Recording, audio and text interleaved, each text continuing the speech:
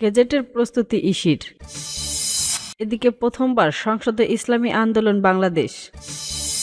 অন্যদিকে বিএনপি যদি ফেরাতে চায় তবে আমার নেতাকর্মীদেরও দলে নিতে হবে, বললেন রুমিন ফারহানা। আরও জানিয়ে দেব, নির্বাচনে যারা আমার সঙ্গে ছিলেন তারাও নিরাপদে থাকবেন এবং ঢাকা ৮ আসনে ভোট পুনঃগণনার সুযোগ নেই, বললেন ইসি। এতক্ষণ শুনছিলেন শিরোনাম, এবার জানিয়ে দেব বিস্তারিত। উৎসবমুখর পরিবেশ ও নজরবিহীন শান্তিপূর্ণ ভোট গ্রহণ শেষে আনুষ্ঠানিকভাবে 13 জাতীয় সংসদ নির্বাচন ও গণভোট চূড়ান্ত ফলাফল প্রকাশ করেছে নির্বাচন কমিশনার ইসি। ফলাফল প্রকাশের পর থেকে গেজেট প্রকাশের প্রস্তুতি শুরু হয়েছে সাংগঠনিক প্রতিষ্ঠানটি। ইসির অভ্যন্তরীণ সূত্রের বলতে কোনো ব্যাহত না ঘটলে আজ শনিবারই গেজেট প্রকাশ করতে হবে। নির্বাচন চূড়ান্ত ফলাফল বিএনপি একইভাবে 211টি আসনে জয় পেয়েছেন। দলটির মিত্র 3টি দল 3 আসনে জয়ী হয়েছেন। অন্যদিকে জামায়াতে ইসলামী নেতৃত্বাধীন জোট 77টি আসনে জয় পেয়েছেন। এর মধ্যে জামায়াতে ইসলামী এককভাবে 68টিতে ও জাতীয় নাগরিক পার্টি এনসিপি 6টিতে জয় হয়েছেন। স্বতন্ত্র প্রার্থীরা জয় হয়েছেন 60টি আসনে। এদিকে জুলাই সনদের সংবিধান সংস্কার সংক্রান্ত 48 দফা বাস্তবায়নে হ্যাঁ ভোট জয়ী হয়েছেন। সংসদ নির্বাচনে 59.44% এবং গণভোট 60.26% ভোট পড়েছে। এদিকে নির্বাচন ফলাফল গেজেট আকারে প্রকাশ করার বিষয়ে নির্বাচন কমিশনের সিনিয়র সচিব আক্তার আহমেদ বলেন, দ্রুত সময়ের মধ্যে গেজেট প্রকাশের প্রস্তুতি নিচ্ছে ইসি। পদ্ধতিগতভাবে রিটার্নিং অফিসারদের কাছ থেকে রেজাল্ট শিট আমাদের কাছে আসার পর আমাদের কাছে থাকা বার্তা শিটের সঙ্গে মিলিয়ে দেখবেন। রিটার্নিং অফিসাররা যেসব তথ্য আমাদের কাছে হার্ড কপিতে পাঠাচ্ছেন সেসব শেষে আমরা যত তাড়াতাড়ি পারি গেজেটগুলোকে প্রেক্ষিত গেজেটের ব্যবস্থা করবেন। শেষটা কালকের মধ্যে পাওয়া গেলেও আমাদের দেরি করার যৌক্তিক কোনো কারণ নেই। তিনি আরো বলেন, গেজেটগুলো একত্রে প্রকাশ করা হবে, আমাদের এই প্রস্তুতি আছে।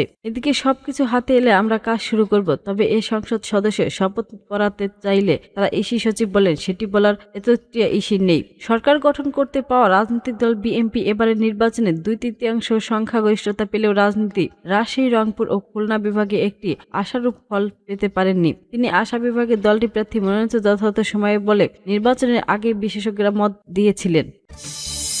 এদিকে প্রথমবারের সংসদে ইসলামী আন্দোলন বাংলাদেশের জাতীয়বাদী সংসদ নির্বাচনে ইতিহাসে প্রথমবারের মতো একক আসন জয় পেয়েছেন ইসলামী আন্দোলন বাংলাদেশ। বগুড়া 1 আসনে বেসরকারিভাবে সংসদ সদস্য নির্বাচিত হয়ে দলটির মনোনীত প্রার্থী মোহাম্মদ অলিউল্লাহ নিকটতম প্রতিদ্বন্দ্বী বিএনপি নজরুল ইসলাম মোল্লাকে 4175 ভোটের ব্যবধানে পরাজিত করেছেন তিনি। বৃহস্পতিবার রাতে বেসরকারিভাবে প্রকাশিত ফলাফল অনুযায়ী অলিউল্লাহ পেয়েছেন 1,38,512 ভোট। অপরদিকে ধানেশীর প্রতীকে প্রার্থী ও জেলা বিএনপির আহ্বায়ক নজরুল ইসলাম পেয়েছেন 1,34,336 ভোট। হাত পাখা প্রতীকে নির্বাচন করা অলিউল্লাহ এই জয় ইসলামী আন্দোলনের জন্য ঐতিহাসিক ফল হিসেবে দেখা হচ্ছে। উল্লেখ্য, এর আগে গত 16 জানুয়ারি জামায়াতে ইসলামীর নেতৃত্বাধীন 11 দলীয় নির্বাচনী ঐক্য থেকে বেরিয়ে এসে বাংলাদেশ ইসলামী আন্দোলন দলটির পৃথকভাবে 268টি আসন নির্বাচনে অংশ নেয়। একমাত্র বগুড়া এই অভ্যন্তরপূর্ণ সফলতা অর্জন করেন। নবনির্বাচিত এই সংসদ সদস্য বলেন, বগুড়ার জনগণ এখন আমরা জিম্মি দেয়, তাদের দেওয়া দায়িত্ব একটি আমানত। কিভাবে তাদের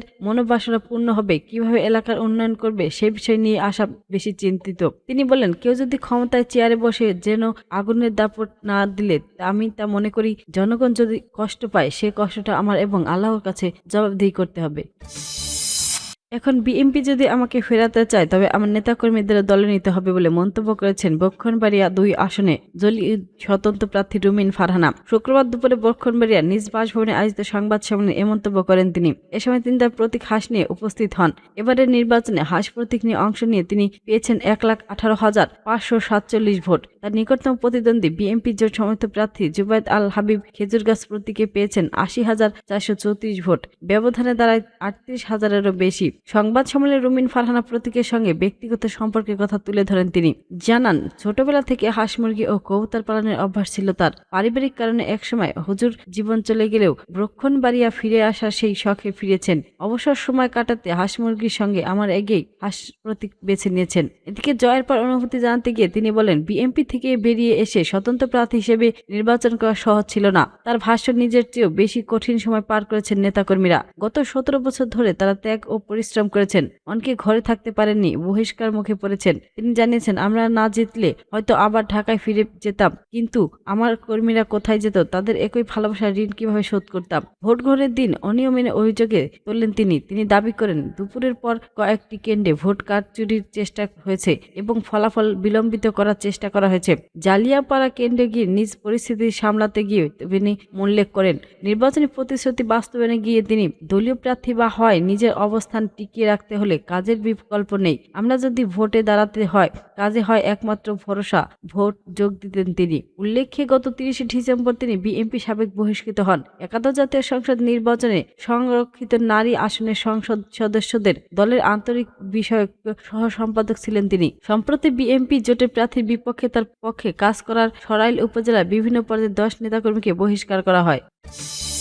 ভোলা উপজেলা থেকে নির্বাচিত সংসদ সদস্য নুরুল ইসলাম নয়ন বলেছেন, নির্বাচন শেষ হওয়ার সাথে সাথেই আমার নেতাকর্মীদের বলছি যাতে কেউ প্রতিশোধ না হয়, কারণ নির্বাচন পক্ষ বিপক্ষ থাকবেই। তবে আমরা নির্বাচনের আগে বলেছিলাম যারা আমাদের সাথে রয়েছেন তারাও বিপদ থাকবেন এবং যারা আমাদের সাথে নেই তারাও নিরাপদে থাকবেন। শুক্রবার রাত নির্বাচন বিজয় লাভের পর দলের চেয়ারম্যান তারেক রহমানের সাথে দেখা করতে যান বাংলাদেশ প্রতিদিনকে দেওয়া সাক্ষ্যত তিনি এসব কথা বলেন। কেন্দ্রীয় স্বেচ্ছাসেবক দলের সাধারণ সম্পাদক ছিলেন দায়িত্বরত নয়ন ও প্রথমবার মহাজাতীয় সংসদে যাওয়ার সুযোগ পেয়েছেন। এই সুযোগে মহান আল্লাহ তাআলার একটি নিয়ামত উল্লেখ করে নয়ন বলেন, চর ফ্যাশন ও মন্নপুরাবাসী আমার উপর আস্থা রেখে ভোট দিয়ে সংসদে যাওয়ার সুযোগ করে দিয়েছেন। এলাকার মানুষের দুঃখ দুর্দশার কাছ থেকে দেখিয়ে ফরশাসনের মানুষের প্রধান সমস্যা তাদের নদী ভাঙন, এ সমস্যার সমাধানে টেকসই বেড়িবাঁধ নির্মাণ, বেকারত্ব দূর করার জন্য কারিগরি শিক্ষার প্রসার জরুরি। এছাড়া চিকিৎসার সমস্যা খুব বেশি, এ সমস্যার সমাধান ভোলার মেডিকেল কলেজ করা প্রয়োজন। তিনি বলেন, চর ফ্যাশন ও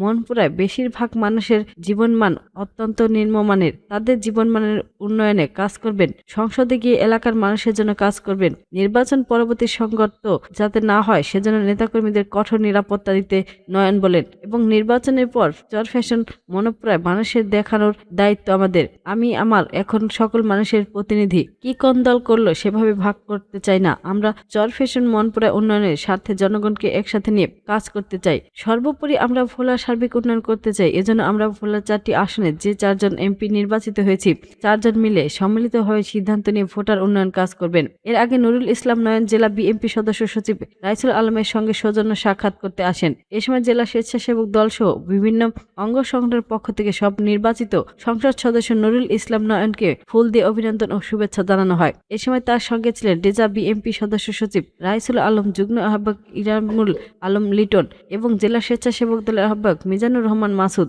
সংসদ সচিব মুনতাসির আলম চৌধুরী, রবিন সহ বিএনপি বিভিন্ন সংগঠনের সাথে নেতাকর্মীরা।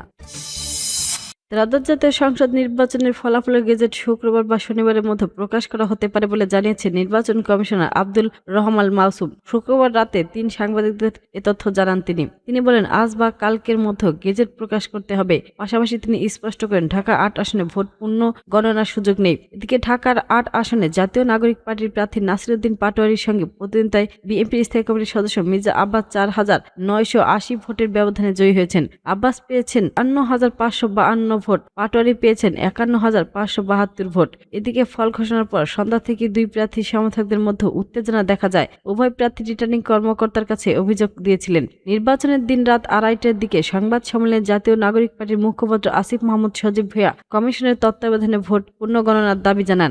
বিতর্কের কেন্দ্রে রয়েছেন বাতিল ভোটের বিষয়টি। এ আসনে 2,497টি ভোট বাতিল হয়েছে। ব্যালট পেপারে একদম পাশ ধানের শীষে প্রতীকের ঘর থাকায় পাশের ফাঁকা স্থানে অনেক ভোট সিল দিয়েছেন বলে অভিযোগ ওঠে। এসব ভোট বাতিল হিসেবে গণ্য করা হয়েছে।